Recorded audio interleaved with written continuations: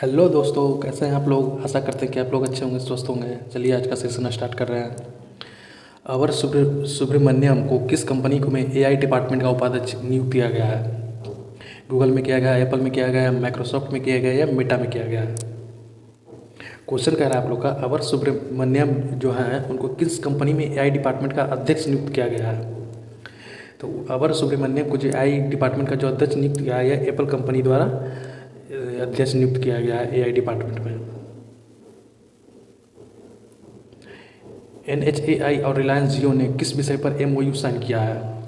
Highway construction पे, mobile आधारित सुरक्षा अलर्ट प्रणाली पे, डिजिटल पेमेंट सिस्टम पे या ड्रोन मॉनिटरिंग पे।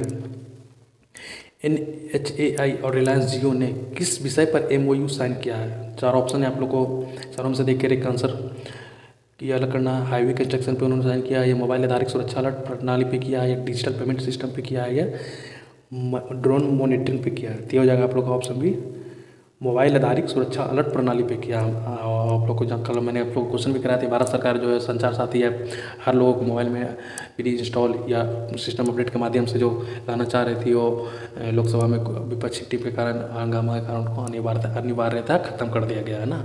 आप लोग को अपडेट देते चले, अनिवार्यता ख़त्म कर दिया गया है। बस वो लोगों को मन के ऊपर है, लोग कर भी सकते हैं, हटा भी सकते हैं, अपनी जो जैसी मन हो।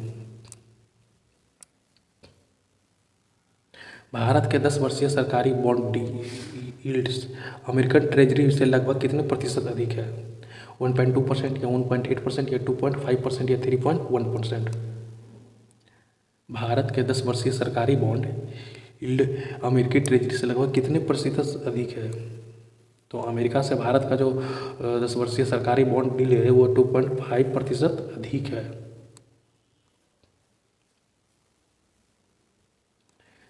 दीपेंद्र गोयल किस कंपनी को $50 मिलियन जुटाने की योजना बना रहे हैं। जोमेटो को, ड्रीम सेक्टर को, टेबल वेंचर को या टेम्पल वेंचर को। दीपेंद्र गोयल ने किस कंपनी को $50 मिलियन जुटाने की योजना बना रहे हैं। तो हो जाएगा आप लोग का ऑप्शन सी, टेबल वेंचर को 50 मिलियन जुटाने का योजना बना रहे हैं। रिलायंस इंडस्ट्री ने किस कंपनी के साथ सफल विलय की घोषणा की है। जी मीडिया ने, टाटा कॉम में, जियो स्टार में या ओरियन टेक में।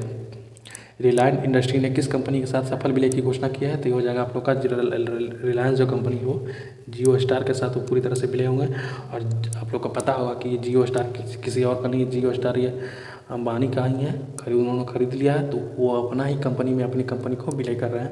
ऐसा नहीं सोचना है किसी के साथ मर्ज कर रहे हैं या किसी का शेयर परचेज कर रहे हैं या अपने में से किसी को शेयर के साथ, कुछ नहीं।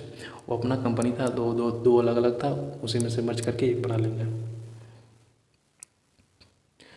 JWS डिफेंस और शील्ड AI हेडक्वार्टर ने किस उद्देश्य से 90 मिलियन ऑर्डर का सहयोग की घोषणा की है।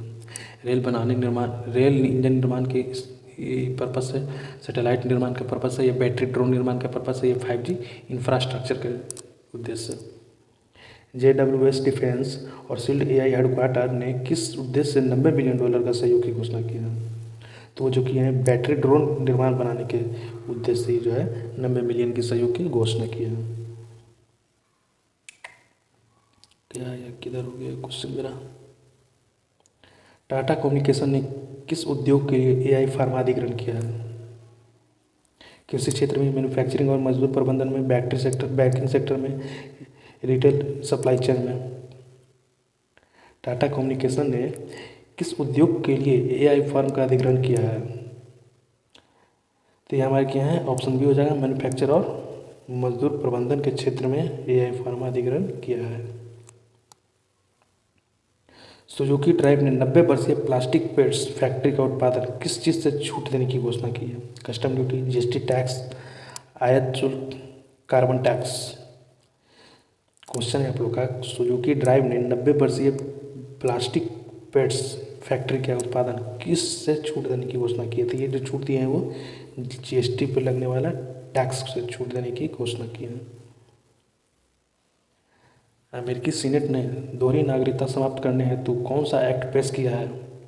Citizenship development act 2025, exclusive citizenship act 2025, global citizens act 2025, unique nationalities act 2025।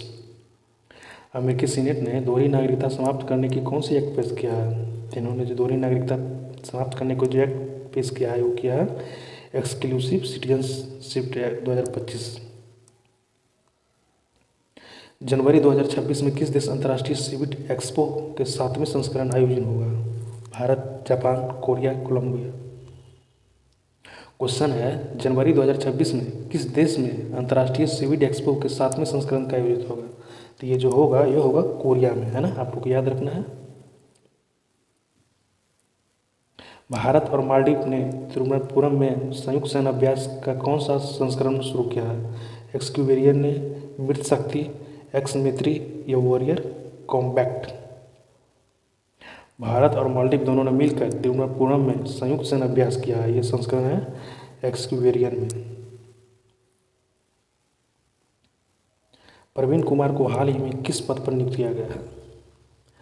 CRPF के DG, BSF के महानिदेशक, CISF के DG, ITBP के DG। प्रवीण कुमार को हाल ही में ये मिला है जो BSF को निर्देशक बनाया गया है ना।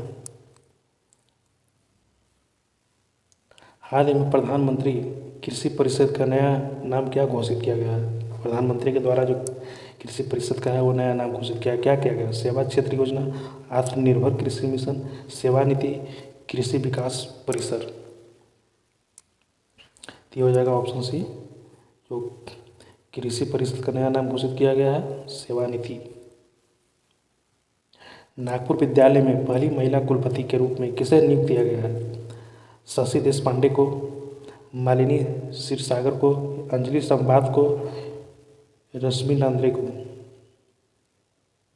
नागपुर विश्वविद्यालय में पहली बार महिला कुलपति के रूप में नियुक्त किया गया है ना, ये पहली ये BBI क्वेश्चन है, आप लोग को याद रखता है ये किया गया मालिनी शशि सागर को, ये BBI है, आप लोग को याद रखना। कर्नाटक सरकार ने गर्भवती महिलाओं को सहायता प्रदान करने के लिए किस योजना का नया संस्करण लागू किया है? मातृ सुरक्षा योजना 4.0, ई स्वास्थ्य 2.0, जननी शिशु योजना 3.0 या मातृ सहायता योजना। कर्नाटक सरकार ने हाल ही में गर्भवती महिलाओं को सहायता प्रदान करने के लिए एक योजना लागू किया है, उस योजना का नाम है ई स्वास्थ्य 2.0। इंडियन मैन्युफैक्चरिंग एक्सपो में किस पुल कंस्ट्रक्शन को राष्ट्रीय पुरस्कार मिला है? जयपुर पुल प्रोजेक्ट को मिला है, ब्रिज इंडिया लिमिटेड को मिला है, एयर शो पुल कंस्ट्रक्शन को मिला है या एनिमेशन पुल कंस्ट्रक्शन को मिला है? इंडिया मैन्युफैक्चरिंग एक्सपो में किस पुल कंस्ट्रक्शन को राष्ट्रीय पुरस्कार मिला है?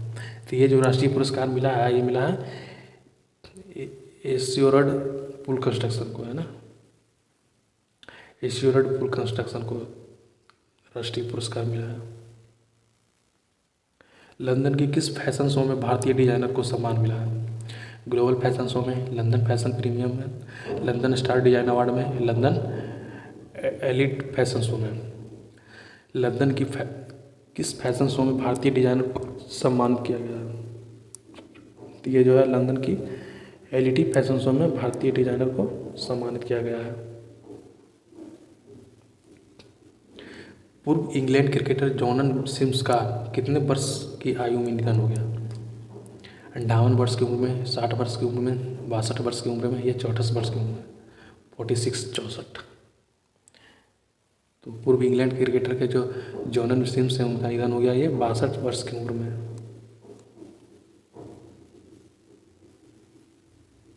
ये काफ़ी 18 क्वेश्चन था ना, इसका साथ छूटा क्वेश्चन, सॉरी।